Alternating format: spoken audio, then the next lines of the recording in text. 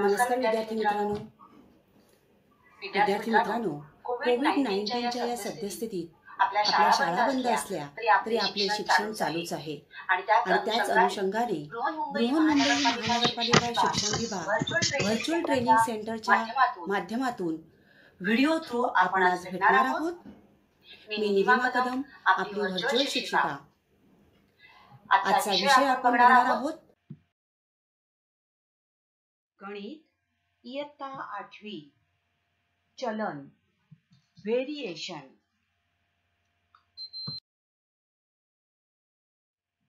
या पाठातून प्राप्त करण्याच्या अध्ययन निष्पत्ती. समचलन ही संकल्पना आपण मागील भागात बघितलेली आहे. या पाठातून आपण व्यस्त चलन ही संकल्पना तुमची स्पष्ट करणार आहोत. दिलेल्या उदाहरणातील व्यस्त चलनाची उदाहरणे कोणती आहेत हे ओळखून तुम्ही ती सोडविणार आहात. विद्यार्थी मित्रांनो, मागील भागामध्ये आपण समचलन म्हणजे काय हे अभ्यासलेले आहे.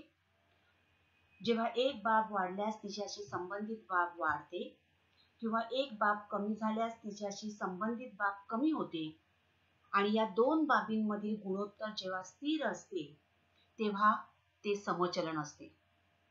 आता आपण बघणार आहोत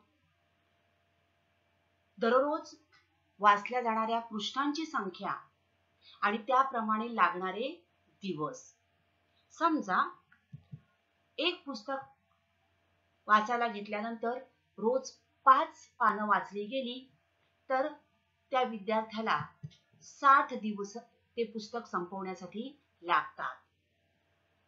जर त्याने 15 पानं वाचली तर त्याला लागणारे दिवस आहेत 20.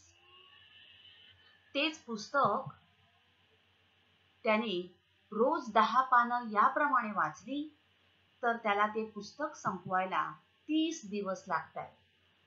आणि जर त्याने दिवसाला 12 पाने याप्रमाणे पुस्तक वाचलं तर ते पुस्तक संपविण्यासाठी त्याला 25 दिवस लागतील. विद्यार्थी मित्रांनो, या ठिकाणी बघा पृष्ठांची संख्या आणि लागणारे दिवस. पृष्ठांची संख्या मी x ने दाखवली आणि लागणारे दिवस y या चलाने दाखवले. आता या पृष्ठांची संख्या आणि लागणारे दिवस यांचा आपण गुणाकार करून बघू. 5 गुणिले 60 किती येणार आहे? 300. 15 गुणिले 20 300. 10 गुणिले 30 300 आणि 12 गुणिले 25 आपण केले किती आले? 300. म्हणजेच या ठिकाणी पृष्ठांची संख्या आणि लागणारे दिवस यांचा गुणाकार हा स्थिर संख्या आपल्याला मिळते. म्हणजेच x गुणिले y हे गुणोत्तर स्थिर आहे आणि अशा वेळेला आपण म्हणतो की पृष्ठांची संख्या आणि वाचण्यासाठी लागणारे दिवस हे व्यस्त प्रमाणात आहे. लक्षात ठेवा.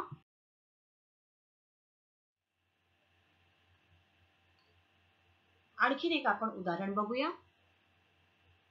शाळेत जायचं आहे. शाळेत जाण्यासाठी एक विद्यार्थी चालत जातोय, एक दिवस तो सायकलने जातो, एक दिवस तो स्कूल बसने जातो आणि लागणारा त्याला वेळ, शाळेत पोहोचण्यासाठी लागणारा वेळ याचं त्याने एक टेबल तयार केलं. पहिल्या दिवशी तो मुलगा चालत शाळेत गेला. चालण्यासाठी त्याचा वेग होता 3 किलोमीटर पर आवर आणि त्याला शाळेत पोहोचण्यासाठी 30 मिनिटं लागली. घरापासून निघून शाळेपर्यंत जाण्यासाठी 3 किलोमीटर प्रति तास या वेगाने त्याला 30 मिनिटं लागली. आता तो मुलगा सायकलने दुसऱ्या दिवशी गेला. काय होतं त्याचं स्पीड? 6 किलोमीटर प्रति तास. त्याला शाळेत पोचायला 15 मिनिटं लागली. आणि ज्या वेळेला तो विद्यार्थी स्कूल बसने शाळेत जातोय त्यावेळेला स्कूल बसचा स्पीड आहे 30 किलोमीटर प्रति तास आणि त्यामुळे त्याला शाळेत पोचायला 3 मिनिटं लागली. आता या ठिकाणी तुम्ही निरीक्षण केलं तर हे जर आपण x मानलं स्पीड आपण जर x मानला आणि टाइम हा y मानला तर x गुणिले y जर आपण केलं तर बघा 30 त्रिक 90, 15 सक 90 आणि 30 त्रिक 90 म्हणजेच गुणाकार स्थिर आपल्याला मिळालेला आहे आणि म्हणून आपण म्हणतो की हे व्यस्त चलन आहे. थोडक्यात जेव्हा एक बाब वाढल्यास तिच्याशी संबंधित बाब कमी होते किंवा एक बाब कमी झाल्यास तिच्याशी संबंधित बाब वाढते तेव्हा ते व्यस्त चलन असते.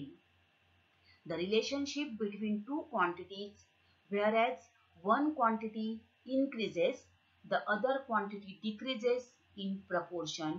This is a inverse proportion or inverse variation. याचा आता आपण समीकरण बघूया. x आणि y या संख्या व्यस्त प्रमाणात आहे किंवा x आणि y व्यस्त चलनात आहे हे आपण कशा प्रकारे लिहितो. So x directly proportional to 1/y या पद्धतीने आपण लिहिलो. मागच्या वेळेला मी तुम्हाला सांगितलं हे जे चिन्ह आहे याला अल्फा म्हणतात आणि हे ग्रीक अक्षरामध्ये असलेलं चिन्ह आहे, ग्रीक अक्षर आहे हे आणि चलनासाठी हे चिन्ह वापरलं जातं. So x directly proportional to 1/y असं आपण म्हणतो किंवा x inversely proportions to y, x inversely proportion to y आणि मग लिहिताना आपण कसं लिहिणार आहोत x चिन्ह प्रपोर्शनचं 1/y. ओके आणि x आणि म्हणून आपण x is equal to k/y लिहिलं where k is the constant. k हा काय आहे चलनाचा स्थिरांक आहे. पक्षांतर आपण केलं हे y या बाजूला गेले आणि म्हणून xy बरोबर k हे झालं चलनाचं समीकरण. The equation of variation is xy equal to k. जर परस्परांशी संबंधित असलेल्या x व y या चलात x into y equal to k where k is a constant तर x व y यामध्ये व्यस्त चलन असते आणि x into y equal to k this is the equation of variation. x y बरोबर k ही मांडणी व्यस्त चलनाचे समीकरण आहे. So x into y equal to k is the equation form of indirect variation or inverse variation where k is the constant of variation.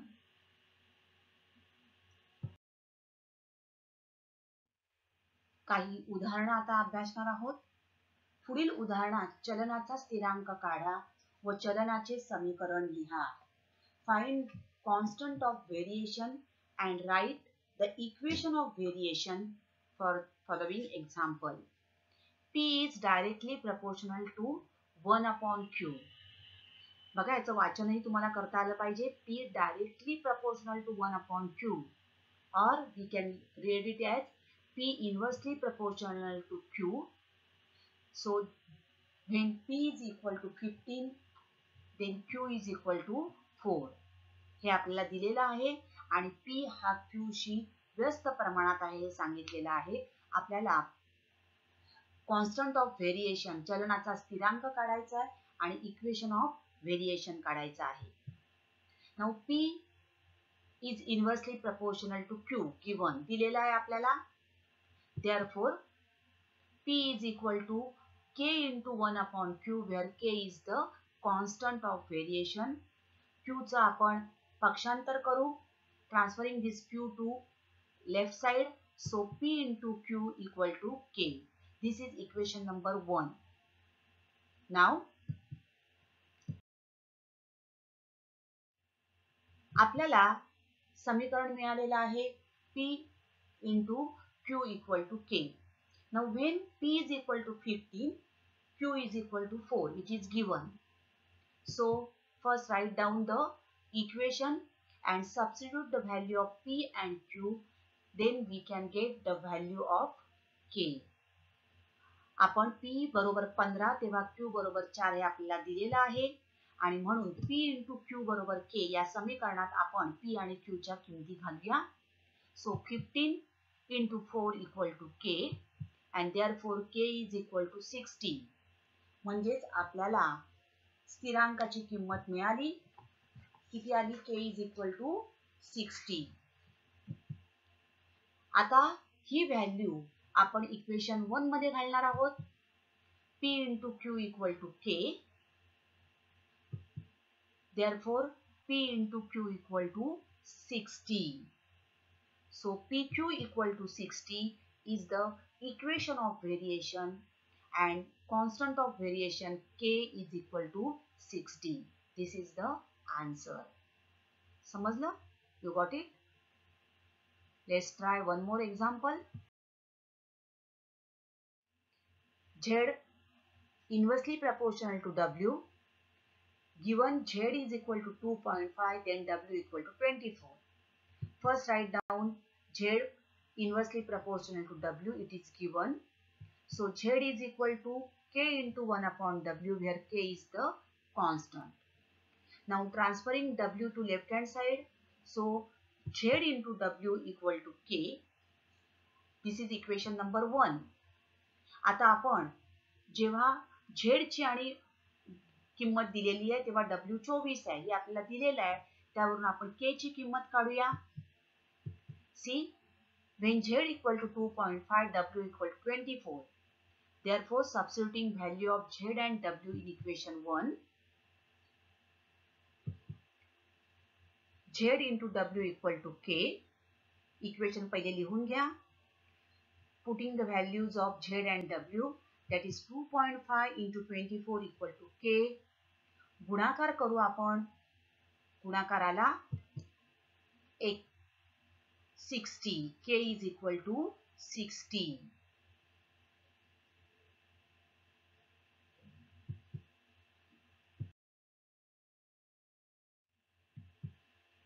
आता ही किंमत आपण equation 1 मध्ये घालू. Z into W equal to K. Therefore, Z into W equal to 60. आणि म्हणूनच constant of variation is 60 and the equation of variation is WZ or ZW is equal to 60. उदाहरण बघूया. X is directly proportional to 1 upon root y किंवा X is inversely proportional to root y. When X equal to 15, Y equal to 9. We have to find out the constant of variation and equation of variation. First write down X inversely proportional to root Y. It is given. Therefore, X is equal to K into 1 upon root Y, where K is the constant of variation. So X into root Y is equal to K. This is the equation number 1. Now when X is equal to 50, Y is equal to 9. It is given. So substituting value of X and Y in equation 1. So X into root Y equal to K. So 15 into root 9 is equal to K. Root 9 वर्गमुळात 9 म्हणजेच किती आहेत? 3. Therefore 15 into 3 is equal to K and therefore K is equal to 45. So constant of variation is 45. Now putting the value of K in equation 1. आता ही K ची value आपण equation 1 मध्ये घालू. Substituting K is equal to 45 in 1. X into under root Y equal to K. Therefore, X into root Y equal to 45. आणि म्हणून constant of variation, that is K is equal to 45 and the equation of variation is X under root Y is equal to 45.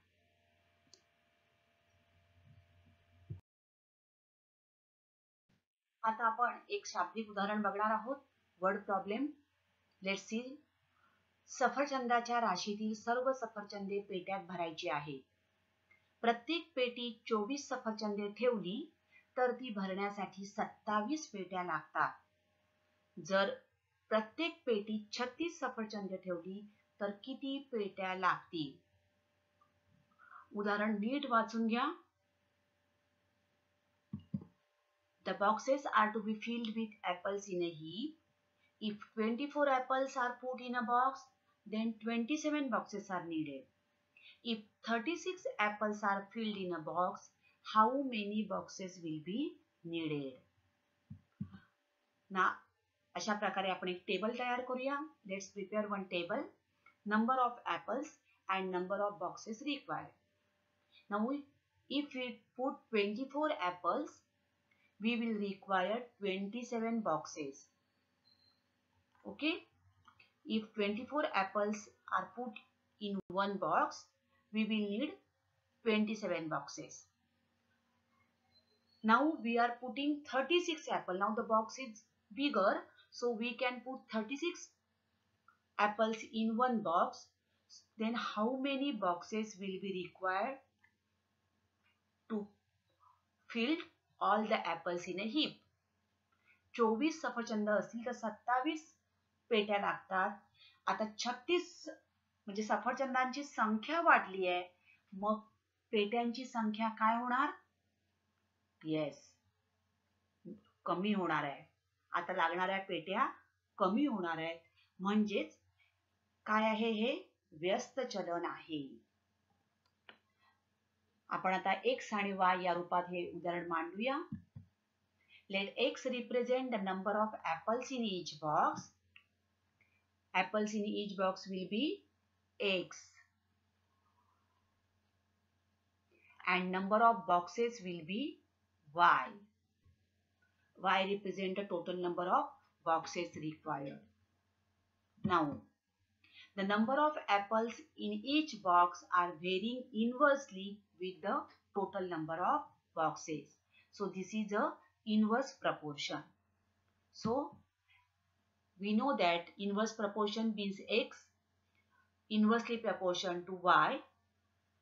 Therefore, x is equal to k into 1 upon y, where k is the constant of variation. And therefore, x into y is equal to k. This is equation number 1.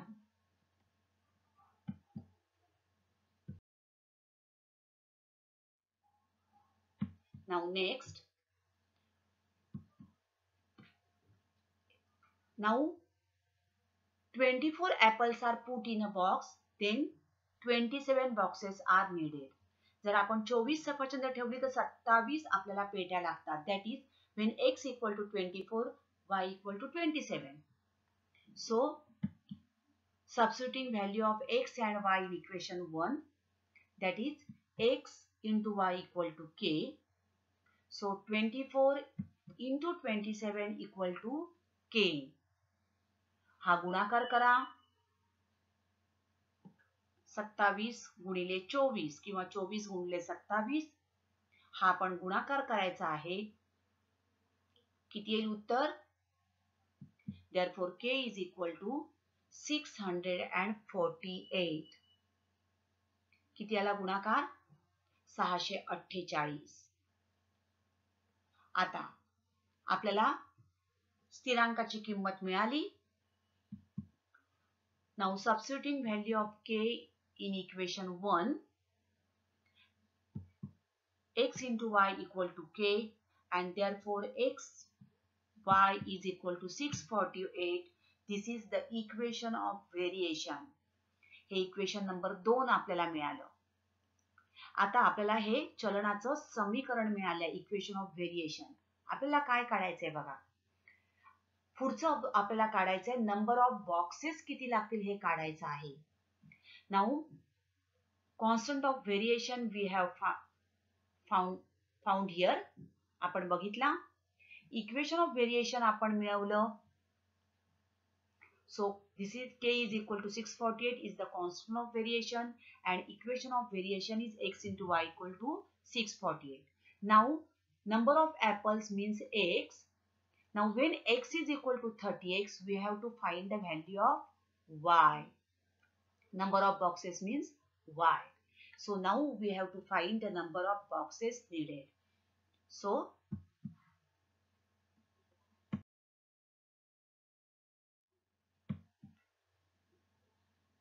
now when 36 apples are filled in each box, that is when x is equal to 36, y is equal to how much? That is we have to find out. So what is the equation? Equation number 2, that is x into y equal to 648. So putting the value of x, that is 36 in this equation. So 36 into y equal to 648. Therefore y is equal to 648 upon 36. आपण भाग लावूया. 6 6 36, 6 6 जा 36, 6 1 जा 6, 0 6 8 जा 48. Again 6 1 जा 6, 6 1 जा 6, 4 remainder 48. So 6 8 जा 48. Therefore y is equal to 18. And therefore when 36 apples are filled in each box, we will require how many boxes? 18 boxes. Here बघा, सफरचंदांची संख्या वाढली, पेट्यांची संख्या कमी झाली. So when 36 apples are filled in a box, we will require 18 such boxes.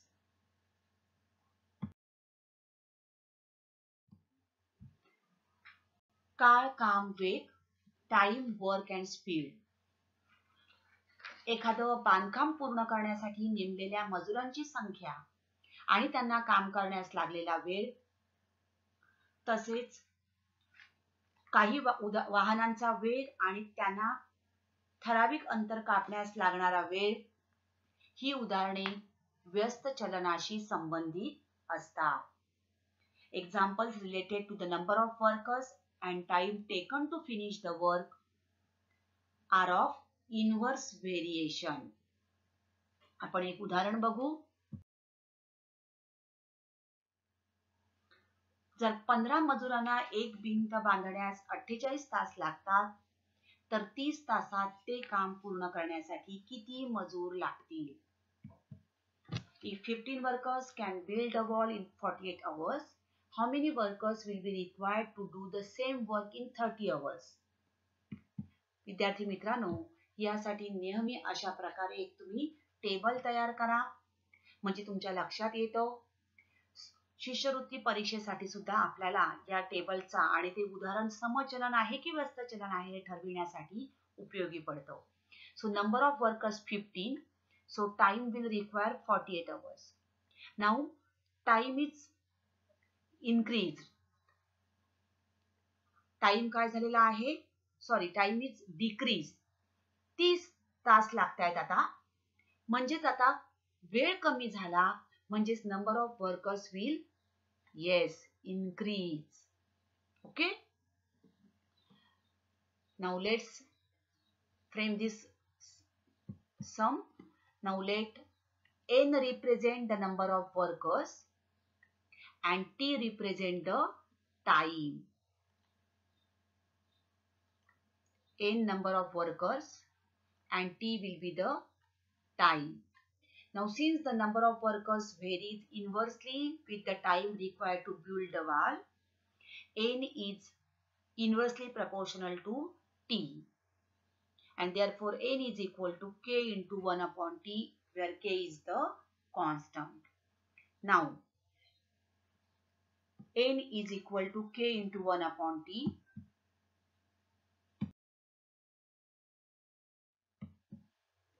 Therefore n into t equal to k. This is the equation number 1. Now when n is equal to 15 and t is equal to 48, find the value of k. Let's find out the value of k. That is substituting value of n and t in equation 1. So 15 n into t equal to k. Therefore 15 into 48 equal to k. And therefore k will be equal to 720. हा गुणाकार तुम्ही करून बघा. किती येते L गुणाकार 720. Now substituting this value of k in equation 1.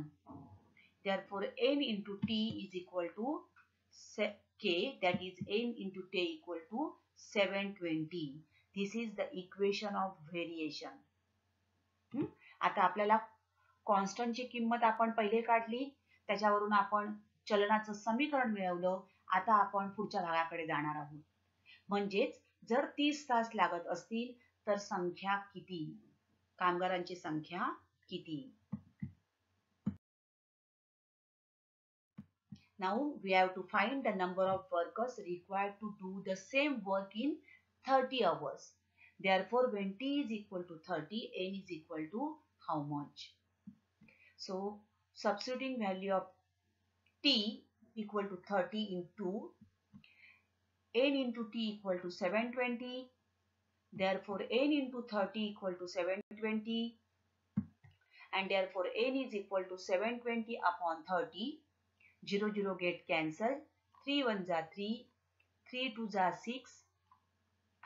Carry remainder is 1. 2, 12. So 3 4s are 12. So n is equal to 24. Therefore, we will require 24 workers to complete that work in 30 hours. बघा, वेळ कमी झाला, तास कमी झाले, 30 तास लागतायत. म्हणजेच इथे आता कामगारांची संख्या वाढली. So 24 workers will be required to build the wall in 30 hours. तर अशा प्रकारे आपण काळ, काम, वेग याच्याशी संबंधित जी उदाहरणं आहेत ती सुद्धा अशा प्रकारे व्यस्त चलनाच्या सहाय्याने सोडवायची आहेत.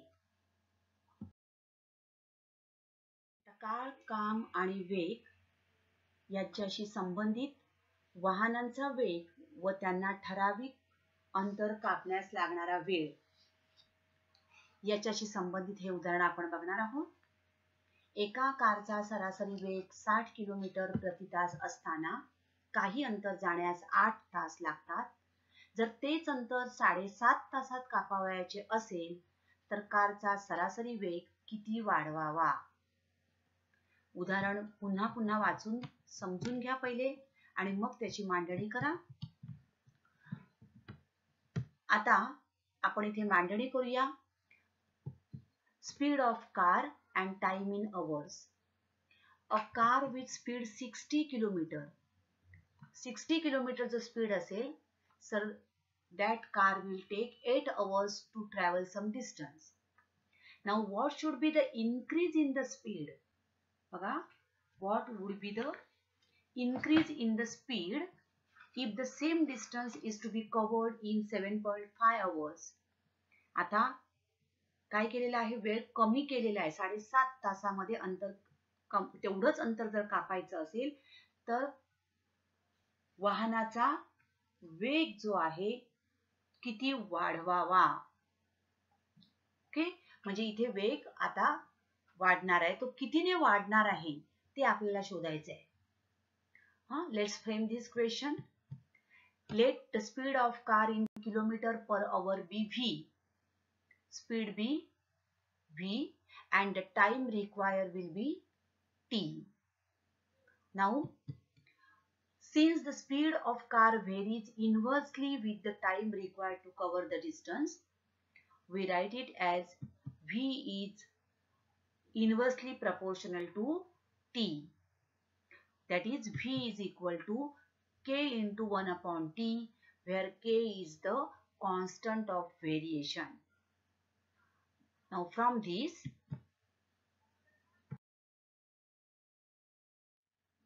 we will get v into t equal to k. This is the equation number 1.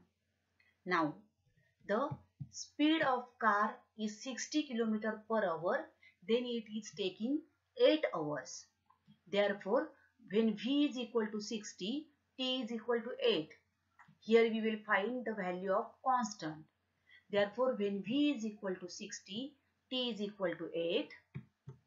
substituting value of v and t in equation 1, v into t equal to k, therefore 60 into 8 is equal to k, that is k is equal to 480.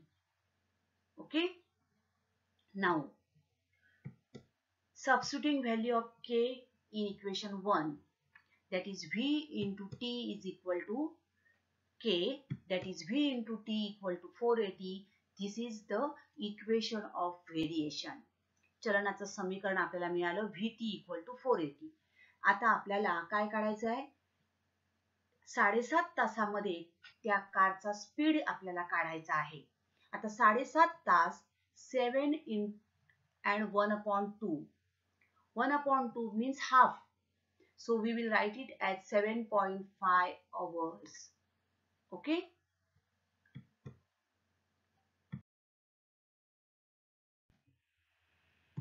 आता 7.5 तासामध्ये त्या गाडीचा वेग किती होईल हे आपल्याला काढायचं आहे. Now the time will be 7.5 hours. 7.5 तास 7 and 1/2. कॅल्क्युलेशन साठी आपण काय लिहिणार आहोत, 7.5. 1/2 means 0.5. So to make the calculation is easy, we will write it as 7.5. Now when t is equal to 7.5, v is equal to how much? Now substituting the value of t in equation 2, that is vt equal to 480. v into 7.5 equal to 480. Therefore v is equal to 480 upon 7.5. By cancelling decimal point over here, we will write one more zero over here. 15 5 जा 75, 15 3 जा 45, 3 0, 15 2 जा 30, 0 as it is, 5 1 जा 5, 5 6 जा 30, remaining 2 carry 0 over here, so 5 4 जा 20. Therefore v is equal to 64. आता आपल्याला मिळाला किती, speed of car will be 64 kilometre per आवर. आता हा आपल्याला गाडीचा वेग मिळालेला आहे. आपल्याला काय विचारलाय, कारचा सरासरी वेग किती वाढवावा. To travel the same distance, what should be the increase in the speed in 7.5 hours. So 64 is the speed of car.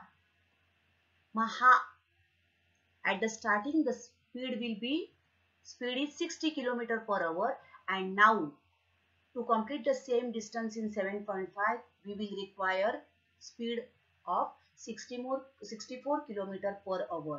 So what should be the increase in the speed?